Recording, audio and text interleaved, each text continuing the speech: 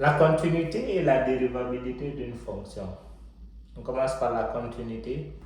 Étudier la continuité d'une fonction en un point x0. On détermine d'abord la limite lorsqu'x tend vers x0 par la borne inférieure de la fonction. Si c'est égal à la limite lorsqu'x tend vers x0 par la borne supérieure et que ça donne f d'x0, on dit que la fonction elle est continue à ce point. Donc en quelque sorte, il faut que la limite lorsque x tend vers une borne finie donne une valeur finie. X tend vers un nombre réel donne un nombre réel. On dit que la fonction est continue en ce point-là. Maintenant, pour exemple, on va étudier la continuité de f d'x égale à racine carrée de x moins 1 sur son ensemble de définitions. Donc, je commence par déterminer l'ensemble de définitions. Pour l'ensemble de définitions, j'ai une fonction irrationnelle. Donc, le radical doit être supérieur ou égal à 0. Je dis quel que soit x appartenant à R, tel que x moins 1 soit supérieur ou égal à 0. Donc, ce qui veut dire que x est supérieur ou égal à 1. Je représente ça sur l'axe réel. C'est tous les nombres qui sont supérieurs à 1 ou égal aussi à 1. Un nombre qui est égal à 1, c'est lui-même. Donc, l'ensemble de définitions d'EDF est égal l'intervalle fermé de 1 jusqu'à plus infini. Donc, ça, c'est l'ensemble de définitions. Maintenant, si on demande d'étudier la continuité d'une fonction sur son ensemble de définitions, je regarde au niveau des bornes. Partout où la borne est finie, j'étudie la continuité. Partout où si c'est infini, déjà ça c'est faux. Quand c'est infini, x tend vers infini, ça veut dire là c'est pas un réel, donc on n'étudie pas la continuité lorsque la borne est infinie. Donc partout où il y a une borne finie, j'étudie la continuité sur cette borne. Je détermine la limite. La limite doit me donner f de 1. Donc d'abord, je détermine f de 1. F de 1 est égal à la racine carrée de 1 moins 1, ce qui est égal à racine carrée de 0. Donc f de 1 est égal à 0. Je garde ça. Je prends la limite lorsqu'x tend vers 1.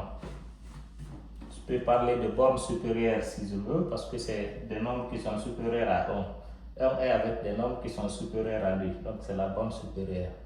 Mais si je veux, je peux laisser comme ça, vu que la borne inférieure n'existe pas, on n'a pas pris d'autre intervalle.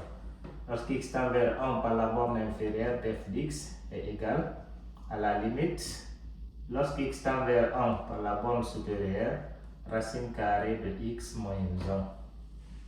Je remplace x par 1, j'aurai la racine carrée de 1 moins 1. 1 moins 1, ça fait 0, et racine de 0, ça donne 0.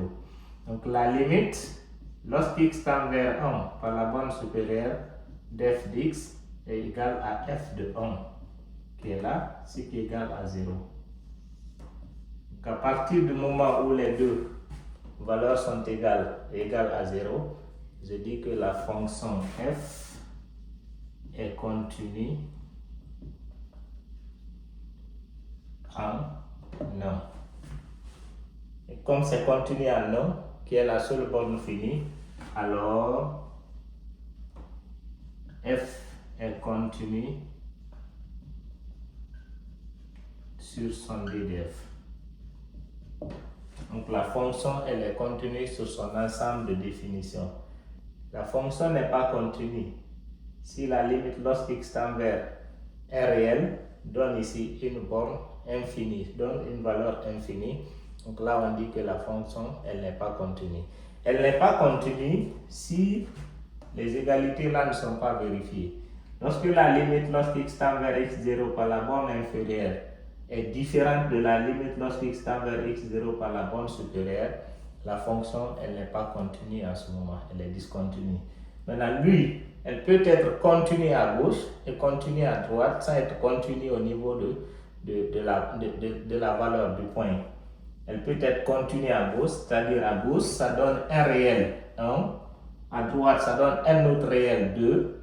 Donc dans les deux cas on interprète que la fonction est continue à gauche, elle est continue à droite, mais vu que les deux valeurs ne sont pas égales, à ce moment on dit qu'elle n'est pas continue en ce point-là. C'est des cas très rares, mais ça peut arriver.